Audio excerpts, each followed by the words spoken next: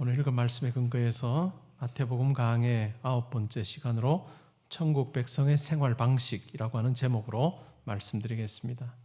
오늘 읽었던 본문 마지막 구절은 마태복음 5장 16절은 2022년도 우리 개포동교회 주제 성구입니다. 중심 구절이죠. 우리 주보 제일 윗면에 있습니다. 같이 한번 읽어보실까요? 함께 읽습니다. 시작.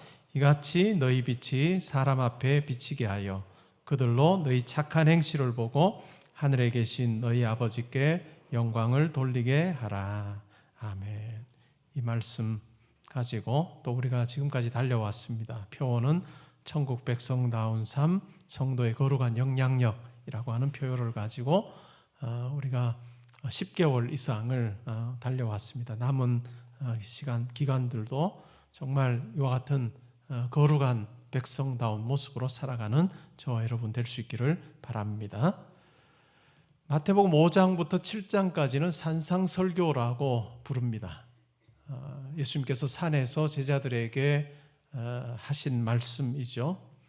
이 말씀의 내용을 보면 천국 백성이 어떻게 살아야 되는가라고 하는 부분에 대해서 이야기를 하고 있습니다. 천국 백성의 삶이 어떠해야 되는가. 예수님께서 이 말씀을 하기 전에 유대인들이 가졌던 천국이 어떤 곳일까요? 하나님 나라 메시아의 왕국이 어떤 모습일까요? 유대인들이 생각했던 메시아의 왕국은 이 땅에 세워질 이스라엘의 회복입니다. 이 땅에 이스라엘 그 나라가 회복되는 거죠.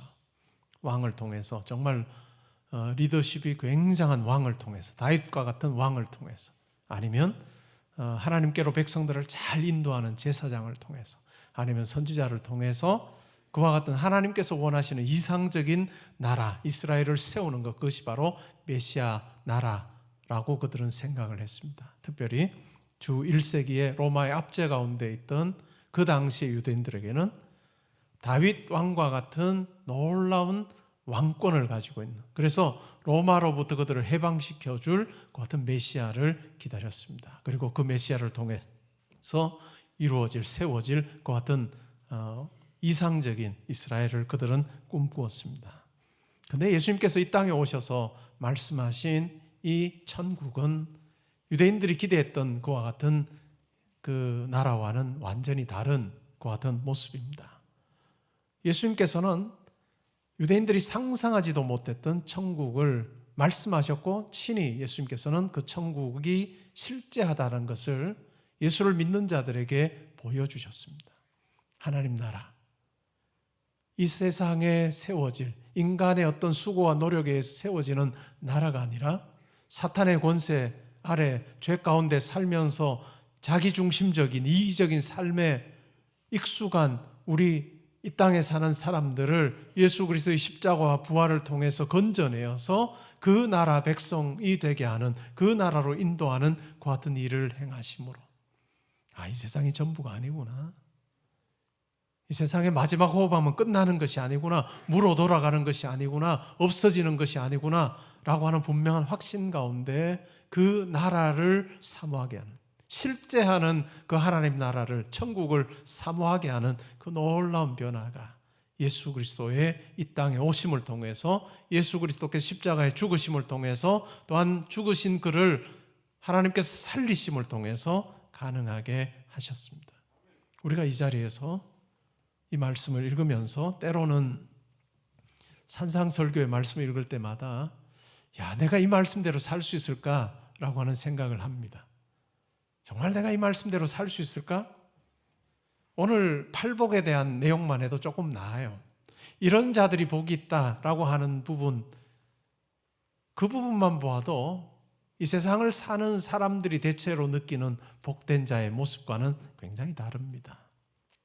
이 부분만 해도 좀 나아요. 그러나 점점 더 이제 우리가 산상수훈을 공부하면 공부할수록 정말 이렇게 사는 것이 가능할까?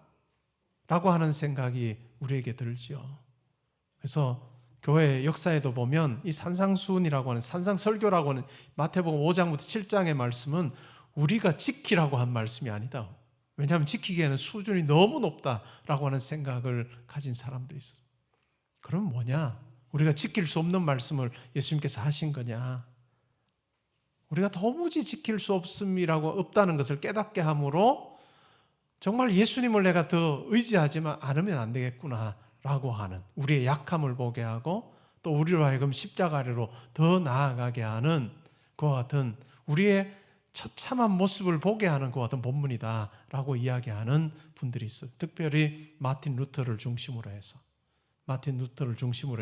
루터 교회에서 신앙생활 하시는 분들은 이와 같은 생각을 합니다.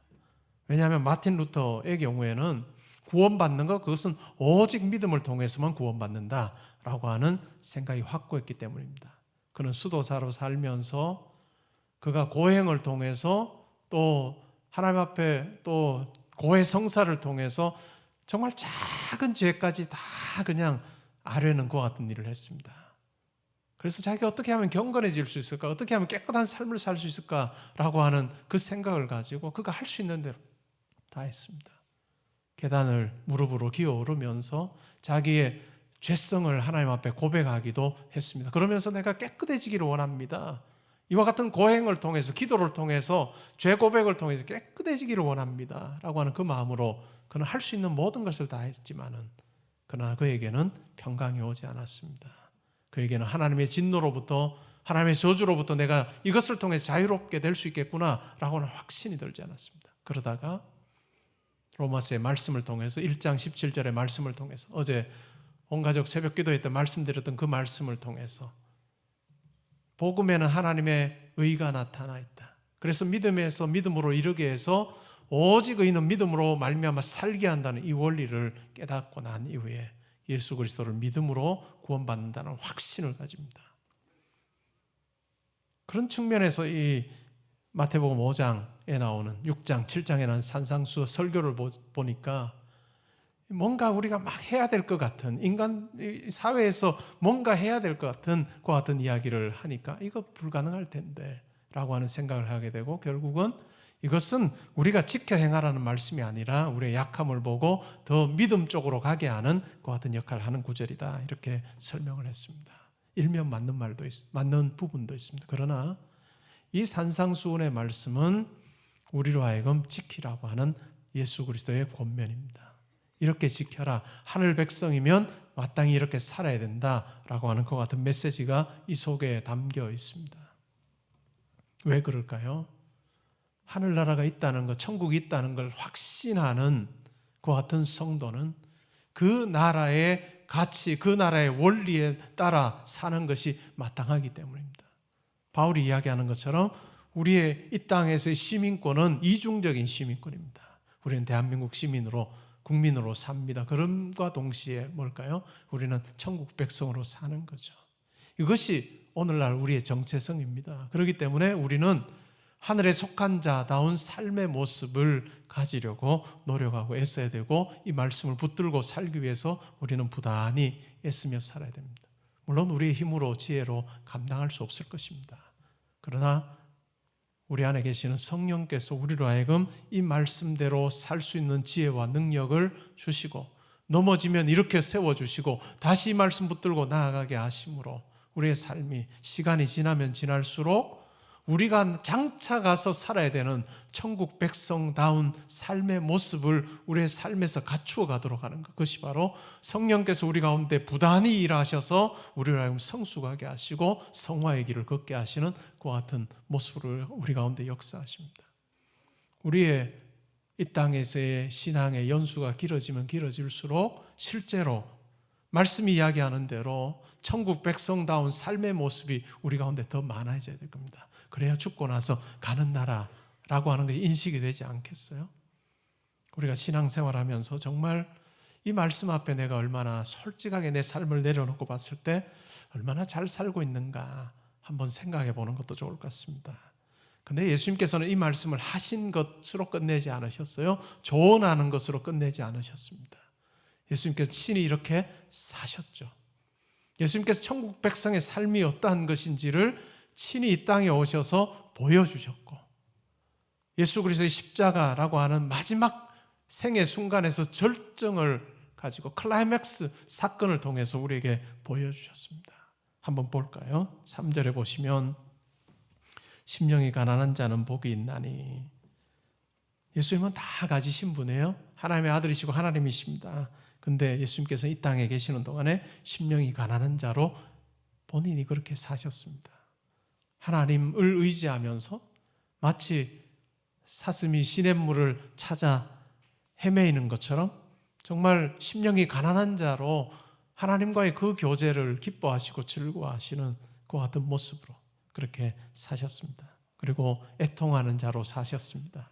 죄에 대해서, 죄의 그 모습을 보면서 애통하고 죄 가운데 사는 사람들을 보면서 애통하는 자로 사셨습니다. 그리고 그 가운데 사는 자들을 건져주시기 위해서 몸부림치는 그 같은 모습을 우리 가운데 보여주셨습니다. 온유한 자로 사셨죠.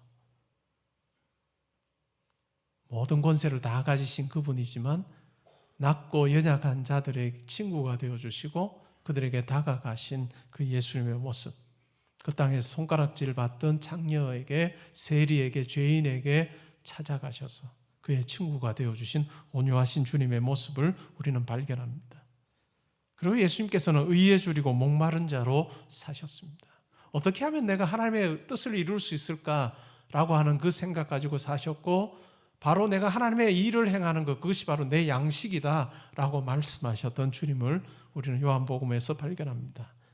예수님은 의에 줄이고 목마른 자로 사셨고 긍휼히 여기는 자로 사셨습니다. 죄 가운데 사는 자들을 긍휼히 여기셨고, 또 육체적인 연약함 가운데 사는 자들, 정말 삶에서 어려움 가지고 사는 자들을 외면하지 않은 긍휼히 여기는 자로 사셨습니다. 그리고 마음이 청결한 자로 사셔서 두 가지 마음이 아니고 하나의 마음으로 오직 하나님을 어떻게 하면 잘 섬길 수 있을까, 하나님의 뜻을 행할 수 있을까라고 하는 마음이 청결한 자로 사셨습니다.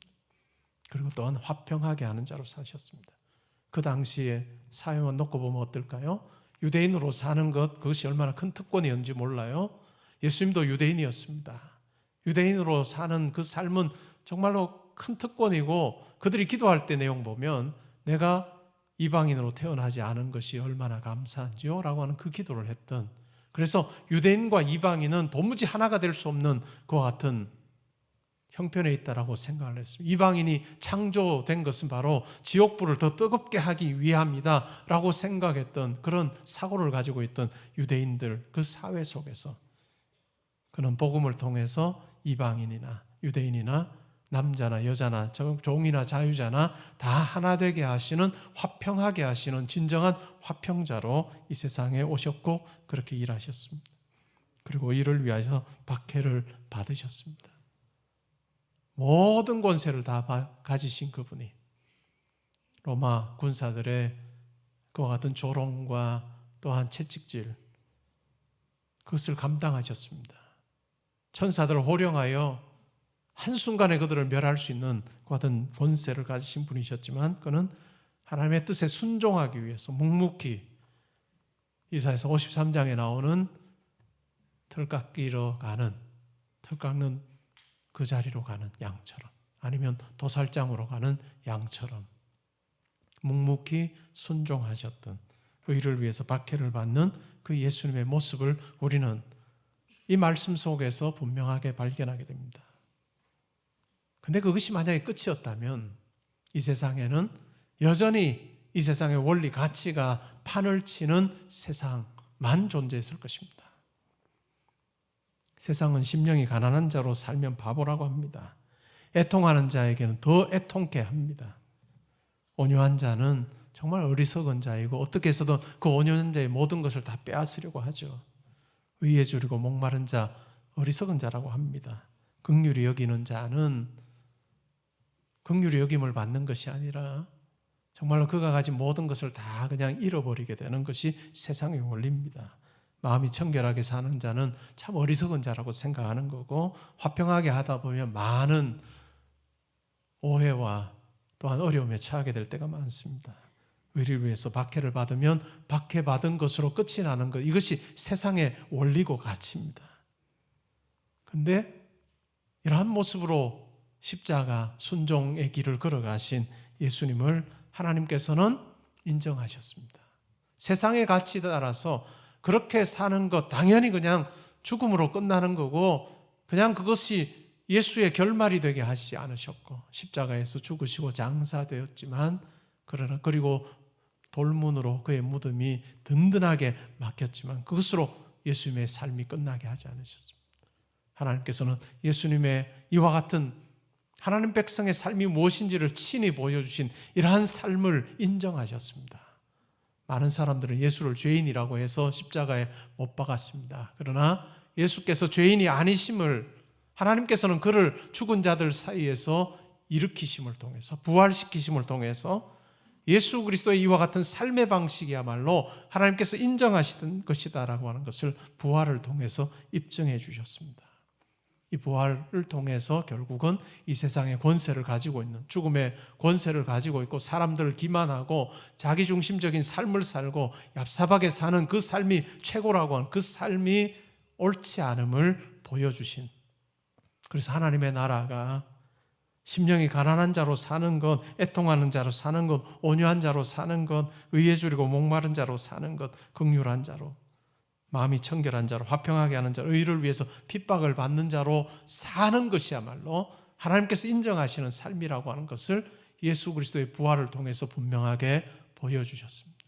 이 세상의 가치관이 이제는 역전되는, 업사이드 다운되는 그 같은 일이 벌어지게 하셨고, 이 예수 그리스도의 십자가와 부활을 믿는 성도들에게 이제는 이 세상의 가치로 끝나지 아니하고 천국의 그 가치가 성도의 삶에 역사하는, 예수 그리스도를 부활을 통해서 입증하셨던 것처럼 천국 백성의 삶을 사는 이 땅의 모든 성도들에게 동일하게 예수 그리스도를 대하셨듯이 동일하게 승리하게 하시는, 복을 누리게 하시는, 그것은 이 세상의 복이 아니라 정말 참된 하늘나라의 그 영광스러움을 맛보게 하시는 그 일이 가능하게 하시는 그 삶으로 초대하고 있습니다. 여러분의 저의 이 땅에서의 삶이 마땅히 이와 같은 초대에 반응하는 삶이 되어야 될 것입니다. 심령이 가난한 자로, 애통하는 자로, 온유한 자로, 의에 줄이고 목마른 자로, 긍휼한 자로, 긍휼히 여기는 자로, 마음이 청결한 자로, 화평하게 하는 자로, 의를 위하여 박해를 받는 자로 즐거운 마음으로 기꺼이 살아가는 그 삶이 있을 때 뒷부분에 나오는 그 약속들이, 그 복이 우리 가운데 주어질 겁니다. 우리말 개역개정 성경에는 문장부호가 거의 없습니다. 문장부호는 마침표, 쉼표, 물음표, 느낌표 이와 같은 문장부호가 거의 없어요. 근데 헬라어 성경이나 영어 성경에는 문장부호가 꽤 많이 나옵니다. 우리가 읽었던 이 본문 팔복이라고 하는 이 구절에도 실제로 헬라어 성경과 영어 성경에는 문장부호가 아주 분명히 나옵니다. 어디에 나오느냐 하면요, 심령이 가난한 자는 복이 있나니 다음에 쉼표가 나옵니다. 그 다음에 천국이 그들의 것이며 마침표, 애통하는 자는 복이 있나니 쉼표, 그들이 위로를 받을 것이며, 온유한 자는 복이 있나니 쉼표, 의에 줄이고 목마른 자는 복이 있나니 쉼표, 긍휼히 여기는 자는 복이 있나니 쉼표, 마음이 청결한 자는 복이 있나니 쉼표, 화평하게 하는 자는 복이 있나니 쉼표, 의를 위하여 핍박을 받는 자는 복이 있나니 쉼표. 이렇게 중간에 쉼표가 있어요. 이러이러한 사람은 복이 있나니 다음에 쉼표, 그 다음에 뭐 어떻게 될 거다 이런 이야기, 뭐가 주어질 거다. 우리 삶이 뭘, 이 쉼표 안에 놀라운 일이 벌어진 거예요. 예수 그리스도의 생애를 가지고 생각을 해보면 이 쉼표가 바로 죽음에서 부활을 경험하게 하는 쉼표였습니다. 하나님의 뜻에 철저하게 순종한 하늘 백성으로 사는 그 철저한 순종으로 해서 마침내 죽었지만 그것으로 끝나지 않고, 마침표로 끝나지 않고, 그렇게 해서 죽었다 그걸로 끝나지 않고, 그 놀라운 하나님께 순종한 그 하늘 백성의 모습을 보여준 그 삶이 이제는 쉼표를 통해서 죽음에서 부활을 경험하게 하는 놀라운 일이 벌어졌다. 그 쉼표야말로 놀라운 변화가 일어난 그 같은 자리이죠. 우리 삶도 마찬가지입니다. 우리 이 땅에서의 삶도 마찬가지일 것입니다. 심령이 가난한 자로 우리가 살 때, 우리의 이 땅에서의 삶의 자리에, 그 쉼표의 자리에 하나님께서 함께 하셔서 천국이 우리 것임을 확인하게 하시는 일을 행하실 겁니다. 애통하는 자로 우리가 살 때 쉼표, 우리가 우리의 삶의 자리에서 구체적으로 애통하는 자로 우리가 살 때 우리에게 위로를 주실 겁니다. 온유한 자로 우리가 사는 그 삶의 자리에, 현장에 쉼표가 있는 그 자리에 우리에게 땅을 기업으로 주시는, 의에 줄이고 목마른 자로 사는 우리의 삶의 자리에, 그 쉼표의 자리에 우리를 배부르게 하시는 것, 하나님의 역사가 있습니다. 물론 우리는 완전하고 궁극적인 이와 같은 복은 하나님 나라에서, 천국에서 누릴 겁니다. 그렇기 때문에 우리가 천국 백성으로 이렇게 살면 살수록 뭐가 더 소망이 될까요? 뭐가 더 기대가 될까요? 하늘나라가 기대되는 거예요. 하늘나라가 더 기대되는, 하늘 백성으로 살다 보면 우리가 하늘나라가 더 소망이 되는 거예요. 바라보게 되는 거예요. 아, 내가 장차 가야 되는 그 나라 참 내가 가고 싶은 나라다라고 하는 소망이 우리 가운데 일어나는 거예요. 하늘 백성으로 살 때. 그리고 그 하늘 백성으로의 삶에 대한 완전한 보상이, 완전한 약속이 성취되는 것이 바로 그 나라에서 이루어진다는 것을 우리가 알 때 비로소 그 나라를 소망하게 되는 거예요. 오늘 말씀에도 보면 12절에 이렇게 나와요. 기뻐하고 즐거워해라. 박해받거든, 나를 위해서 박해받거든 기뻐하고 즐거워해라. 왜요? 하늘에서 너희 상이 큽니다. 하늘에서 너희 상이 크기 때문에 기뻐해라 라고 이야기하는 거예요. 여러분, 정말 하늘에 대한 소망이 있나요? 하늘에 대한 소망이 여러분들 가운데 가득하면 좋겠습니다. 이 땅에서 말씀 따라 우리가 살 때 나를 위해서 예비해 두신 하늘의 놀라운 영원한 생명, 그리고 이 땅에서의 삶에 대해서 평가하실 하나님, 그분이 내 인생의 최종적 평가자로서 내가 이 땅에서 산 삶에 대해서 상 주실 분이심을 우리가 기대하며 나아갈 때 비로소 우리는 가고 싶은 천국이 될 거예요. 가고 싶은 천국이 될 거예요. 억지로 내가 마지못해 가는 천국이 아니라 가고 싶은 천국이 될 겁니다. 사랑하는 성도 여러분, 저와 여러분이 하늘 백성으로 멋지게 살다가 정말 영광스럽게 우리에게 약속하신 그 하늘의 복을 누리게 되는 그 자리를 사모하고 그 나라를 정말로 간절히 소망하는 그러한 모습으로 우리가 살면 좋겠습니다. 우리가 현세적이지 되지 않는 것 참 중요해요.